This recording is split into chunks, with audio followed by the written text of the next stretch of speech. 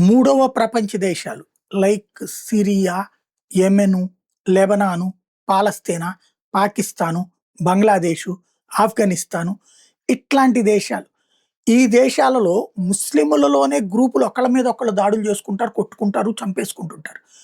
అలా చనిపోయినటువంటి ఏ పిల్లలనో, ఏ మహిళల ఫోటోలో ప్రపంచవ్యాప్తంగా ప్రాచుర్యంలోకి తెచ్చి అయ్యయ్యో! వాళ్ళు చచ్చిపోతున్నారు అని ప్రొజెక్ట్ చేస్తే మానవతా హృదయంతో అయ్యయ్యో! మీ దేశాల్లో మీరు కొట్టుకు చచ్చిపోవడం ఎందుకు? మా దేశానికి రండి.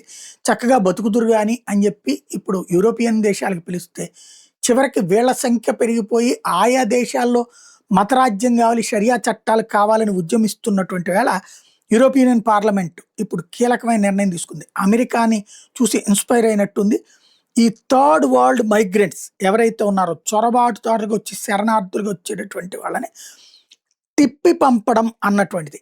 డిపోర్టేషన్ దిశగా అడుగులు వేయడానికి సంబంధించి నిన్న యూరోపియన్ పార్లమెంటు ఓకే చేసుకుంది కమిటీ.